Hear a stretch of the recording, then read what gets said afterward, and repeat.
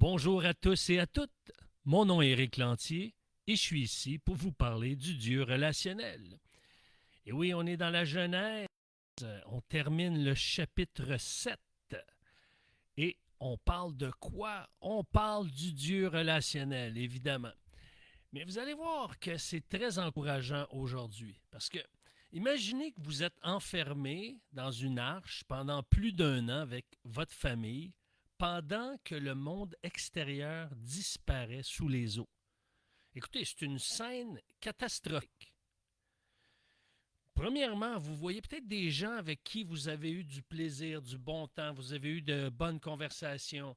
Il y a peut-être des regrets, peut-être qu'il y a des gens qui vous ont insulté, puis là, euh, ça vous a blessé. Puis là, vous auriez souhaité que ça finisse différemment. Et là, toutes les insultes, les chicanes, les bêtises, peut-être les micro-agressions, peut-être même les agressions, l'intimidation cessent. Ça, c'est un bon point. Mais il reste qu'il y a une catastrophe. Il y a des gens qui sont morts dans le déluge.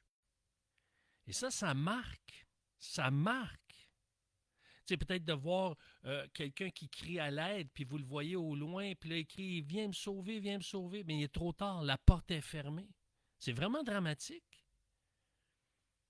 Et là, les jours passent, les jours passent, les jours passent. Dieu vous a appelé à entrer dans cette arche, la porte est fermée, il n'y a pas de terre ferme. Et là, vous êtes prisonnier en entendant des animaux euh, s'exprimer. Peut-être ça vous empêche de dormir la nuit. Et là, il y en a parmi l'équipage qui commencent à douter, à avoir peur. Et takou, pour ceux qui nous écoutent en France, takou, ça veut dire et, et tout à coup, hein? Et si? Et s'il se passait ça? Et s'il se passait ça? Alors, le déluge, OK, la pluie est terminée, mais à un moment donné, l'eau demeure. On voit dans Genèse 7, 16 que Dieu ferme lui-même la porte de l'arche. Et là, la porte est fermée. La porte est fermée et l'aventure commence. La pluie tombe et là, l'arche s'en va voguant. Une journée, 2 journées, 3 journées, 40 jours, c'est déjà beaucoup. Mais là, les jours passent et ça se prolonge. On parle de mois. Pas seulement de jours, mais de mois. Et vous savez, dans la vie de couple, c'est parfois comme si Dieu fermait une porte. Hein? Il y a des situations que c'est un peu comme dans l'arche. La porte est fermée et ceux qui sont dehors se demandent qu'est-ce qui se passe. On n'a plus accès. Et ceux qui sont dedans, eh bien, sont coupés de la relation avec ceux qui sont dehors. Et combien je peux comprendre ça, cette image d'une porte fermée? Parce que mon cœur était fermé à ma première épouse, celle qui est décédée en 2013. Et écoutez, un cœur fermé, c'est lourd pour un partenaire, pour une partenaire. Une phase de silence, ça peut être lourd. Et son lot d'épreuves peut amener une distance, une séparation. Dans le travail, par exemple, une période d'incertitude s'ouvre, il y a une restructuration où vous êtes mis au chômage, vous avez une perte de repères, la porte est fermée pour retrouver du travail ou du moins retrouver la joie que vous aviez à faire votre travail. En tant que parent, vous pouvez ressentir cette fermeture quand un enfant s'éloigne ou quand la communication semble rompue. Quand la porte se ferme de l'arche, il y a quelque chose qui est rompu entre ceux qui sont sur la terre ferme et ceux qui sont dans l'arche. Mais ceux qui sont sur la terre ferme ne seront pas longtemps sur la terre ferme. C'est vraiment désolant pour eux. Mais l'accès était disponible. Ce qui arrive, c'est que cette porte fermée n'est pas un rejet. c'est une protection. Parce que l'accès était là. La voie de salut était là. Il y avait moyen d'être sauvés de cette épreuve qui s'en venait. Ils avaient été avertis. Ils n'ont pas écouté l'avertissement. Dieu était patient. En québécois, il leur a donné pas mal de chance, beaucoup de chance. C'est une protection pour ceux et celles qui se trouvaient dans l'arche. Jésus a dit, « Je suis la porte. Si quelqu'un entre par moi, il sera sauvé. » De la même manière que tous les gens et tous les animaux qui sont entrés par la porte, dans l'arche, la seule porte, l'unique porte, la porte, étaient sauvés de la destruction, de la désolation, de la catastrophe qui est en train de se vivre. Et c'est pour ça que la fermeture de la porte de l'arche, ça préfigure Jésus lui-même. Parce qu'il y a une séparation entre ceux qui sont en sécurité en lui et ceux qui ont choisi de rester à l'extérieur, qui n'ont pas eu l'élan d'aller à l'intérieur. Et on voit que par cette symbolique illustrée dans une histoire, dans un récit de la Genèse, on voit par cette histoire de l'arche de Noé que Dieu nous protège dans l'épreuve, même quand tout semble silencieux. Imaginez, après 40 jours, 40 nuits, la pluie tombe, et là, ça devient calme, mais il y a de l'eau. Il y a de l'eau qui recouvre les plus hautes montagnes. Imaginez entendre seulement le vent. Un silence glacial. Et comme les disciples entre la mort et la résurrection, parce qu'à partir du moment que Jésus est mort, il est enseveli, il y a un temps. C'est pas, il est mort, puis une fois qu'il a été mis dans le tombeau, on n'a même pas le temps de rouler la pierre, puis il sort et dit, non, non, je suis revenu à la vie. Il y a eu un délai. Et ça l'a affecté les disciples. Ils ont vu comme cet événement-là comme un échec. Comme si ce qui nous déstabilise, nous les êtres humains, c'est un échec, c'est la fin en soi, alors que ce n'est pas le cas. Comme les disciples entre la mort et la résurrection de Jésus, nous aussi, on vit parfois ces moments de silence et d'attente, où Dieu semble absent, mais où sa main reste sur la porte. Oui, la porte est fermée, mais c'est pour vivre une aventure nouvelle. C'est pas la fin de l'histoire. L'arche, le bateau n'est pas resté là stationnaire, et puis là, oh, il y a un petit trou dans le fond, puis ils sont mis à couler. Non, non, non, non. La porte est fermée, la pluie tombe, l'eau se répand, la catastrophe arrive, mais pour ceux qui ont été appelés à être dans l'arche, ils sont en sécurité. Et c'est pas parce qu'il n'y a rien qui se passe qu'il se passe rien. Ça a l'air contradictoire, mais c'est pas parce que, selon notre perspective, il se passe rien que Dieu n'est pas à l'œuvre. On va faire un peu la chronologie très rapidement de ce qui se passe parce qu'il y a une bonne nouvelle qui nous atteint ici. Dieu agit toujours dans un temps précis, structuré. Regardez bien la séquence divine. Parce que le temps de Dieu, ce n'est pas un temps au hasard. Ouais, OK, je pense que c'est aujourd'hui. Je le sens. Là, non. Dieu a un plan parfait. Il y a le jour du salut. Aujourd'hui, c'est le jour du salut. Dieu fait toutes choses bonnes en son temps, Ecclésiaste 3:11. Ce qu'on appelle, en franco-canadien, le timing de Dieu. Alors, 7:16, Dieu ferme la porte. C'est le début du déluge. 7:17, la pluie tombe 40 jours, 40 nuits. 7:24, les eaux dominent 150 jours. C'est 6 mois, ça. 8:3, les eaux commencent à baisser. 8:4, l'arche s'arrête sur les montagnes d'Ararat. 8:5, les sommets deviennent visibles. 8:6 à 12, on envoie des oiseaux. 8:13, la terre est visible. Et 8, 14 et 16, Dieu dit, sors de l'arche, c'est le temps de sortir. Total, on calcule 370 jours C'est une année, ça. 370 jours. Un an dans l'arche.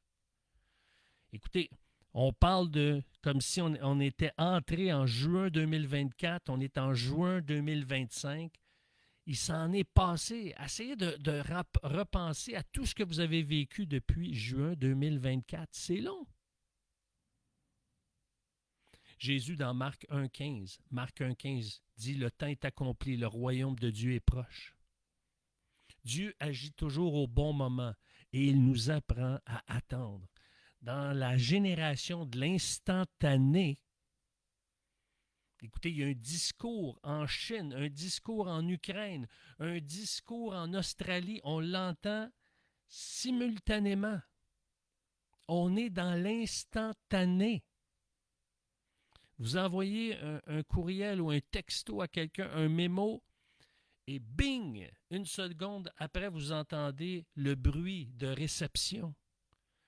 On n'a jamais été dans une saison de vie, dans l'histoire de l'humanité, où est-ce que tout se passe aussi rapidement. Et peut-être que dans les prochaines années, ça va être encore plus rapide. Quand j'étais enfant, le micro-ondes n'existait pas. C'est venu quand j'étais pré-ado. Mais imaginez, faire cuire de la nourriture en 2 minutes, ou la faire réchauffer du moins. Et pour nous, dans cette génération de rapidité, attendre, c'est comme si c'était un supplice.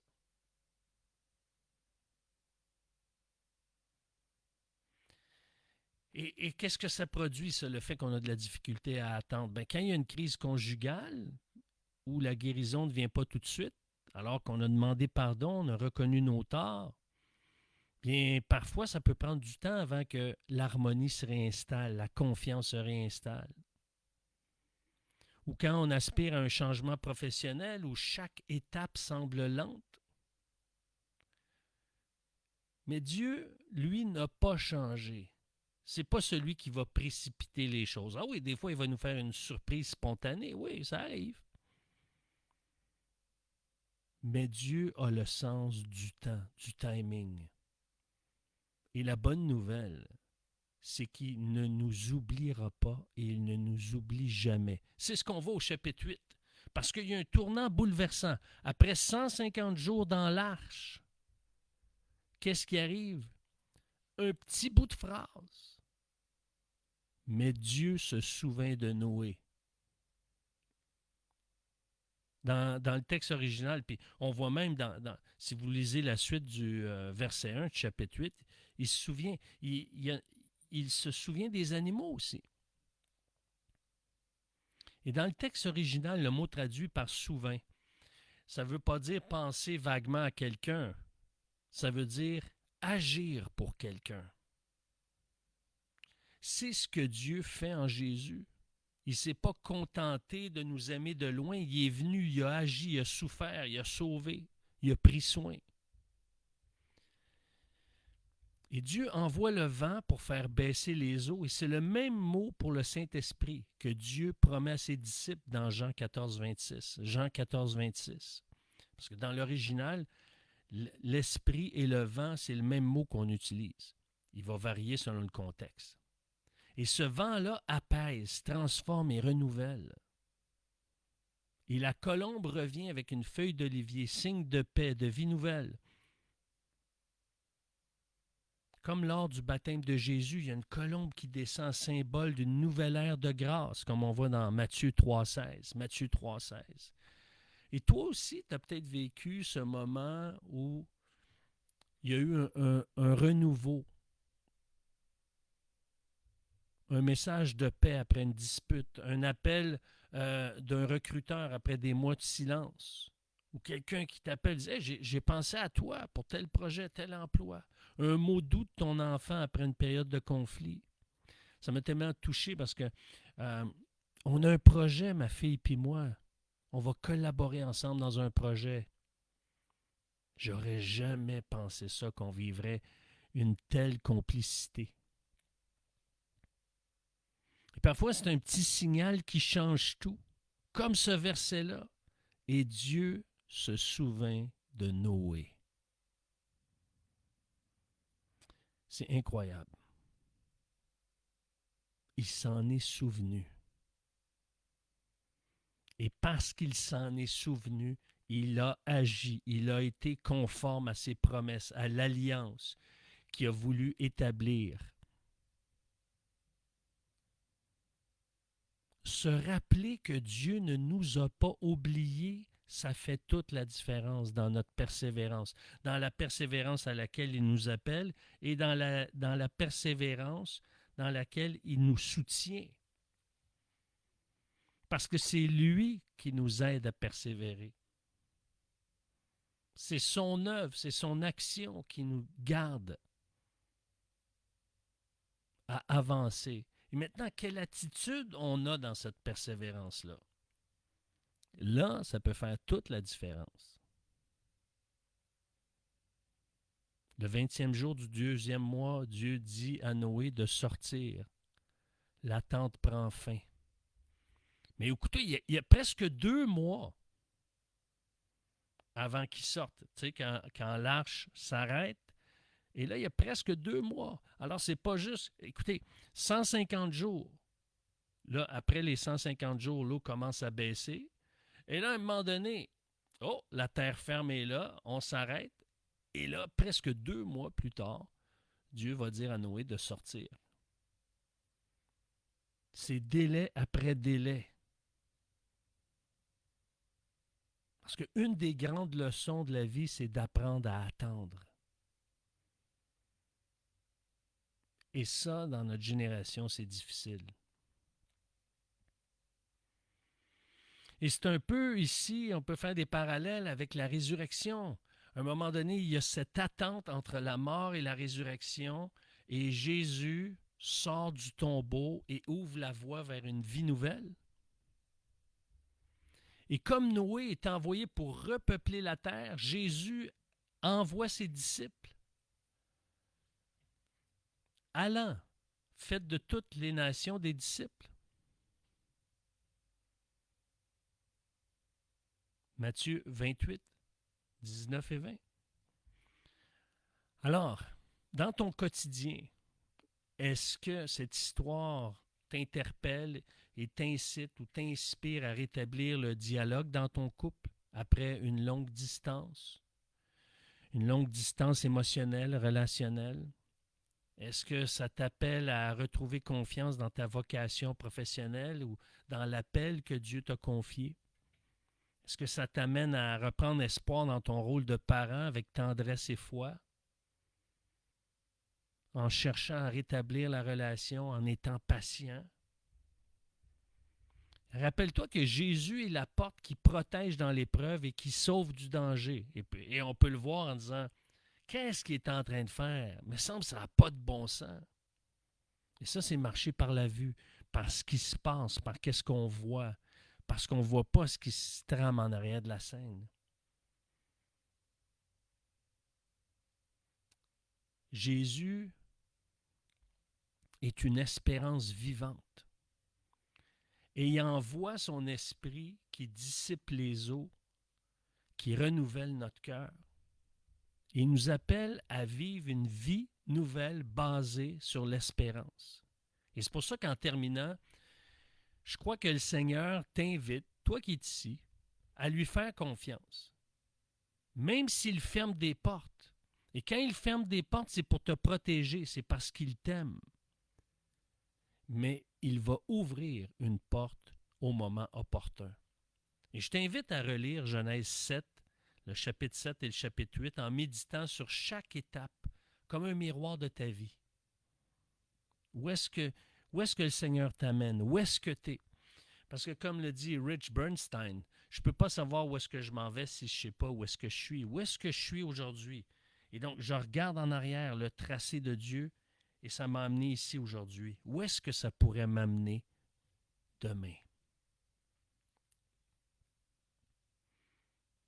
Et une suggestion, tu pourrais nommer, écrire chaque étape de ce parcours, puis voir les parallèles avec ta vie. Et peut-être partager ce message avec quelqu'un qui vit une attente douloureuse. Peut-être c'est une provision pour sa vie. Et te rappeler que Jésus est avec toi dans l'arche, dans le silence. Et dans la sortie vers cette nouvelle réalité qui t'attend. Cette nouvelle aventure qui s'en vient, qui ne tardera pas, qui arrive souvent plus tard qu'on l'espère, mais quand ça arrive, on vit cette joie que c'est le temps de Dieu. Parce que Dieu fait toutes choses bonnes en son temps. Hey, j'espère que cette capsule d'aujourd'hui vous a encouragé, vous a édifié. Et je vous dis merci d'être là. Ça me fait chaud au cœur. C'est parce que vous êtes là que je continue. C'est parce que vous êtes là que ça m'encourage à me lever tôt le matin, à méditer sa parole et à vous partager ce que le Seigneur me fait découvrir sur le Dieu relationnel qu'il est. Alors sur ce, je vous souhaite une bonne journée et à demain. Au revoir.